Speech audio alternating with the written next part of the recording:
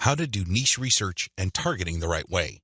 I can't even begin to tell you how many times I've run into social media marketers and they automatically want to know about traffic generation.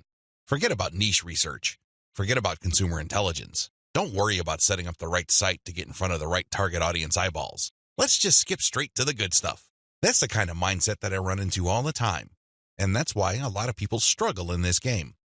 You have to understand that until and unless you find yourself barking up the right tree, you're just going to be chasing your tail.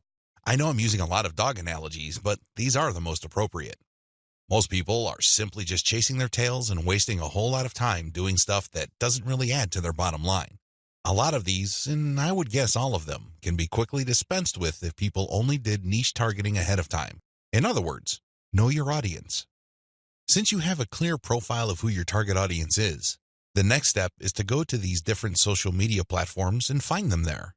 Believe it or not, whatever it is you are promoting, regardless of how esoteric, obscure, or weird it may be, there are already people on social media platforms talking about or showing interest in whatever you are promoting. I know it sounds crazy, it sounds weird, but it's absolutely true. Your job as a marketer is to find those audiences on these social media platforms. The way to do this, of course, is to identify your business's target audience. Sadly, most marketers don't even bother with this. Instead, they just look at social media marketing as a simple task of finding traffic. That's it. That's the name of the game. That's all there is to it. If you want to be successful, you need to be clear about who your target audience is. And believe me, this is not always easy. You're going to run into the temptation of making educated guesses about who your target audience members are. Most of the time, that doesn't work. Thankfully, there is an easier way. The more you take random shots in the dark, making all sorts of wild guesses, the more money and time you will lose. There's a shortcut here. Find your competitors. Seriously, just find them.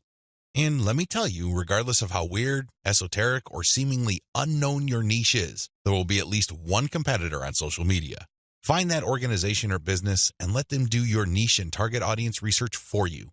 Since they've already started and are already speaking to your audience, find out who your competitors are and look at their social media profiles. Reverse engineer who they're following. Pay attention to who they're targeting. Look at how they categorize themselves.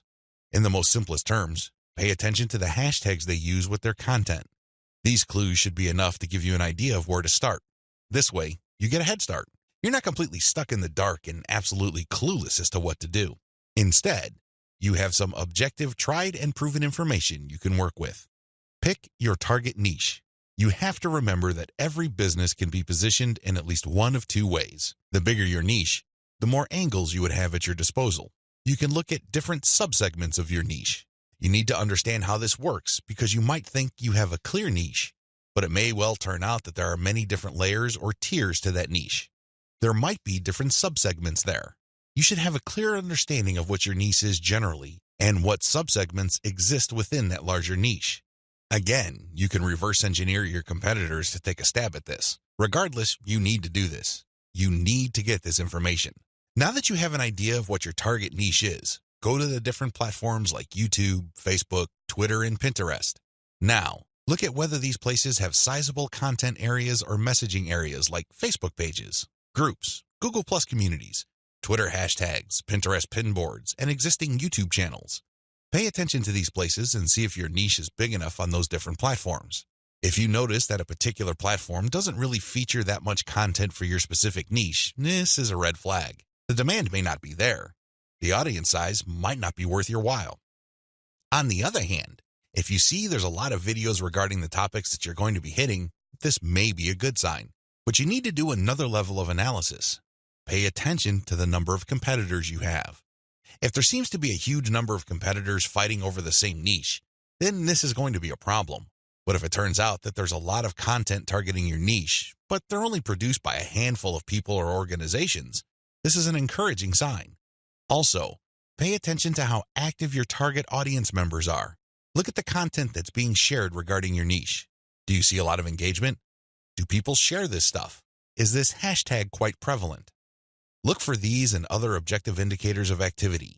When you wrap your mind around these indicators, then you should have a clear idea of whether you should target your niche at a particular platform or whether you should ignore a platform altogether. List out your niche indicators. While you're doing reverse engineering, Pay attention to how your niche is indicated on platforms. These involve hashtags, categories, keyword targets, labeling patterns, and tags. Use these to do the analysis I described above. Again, in any niche, there are sub-niches.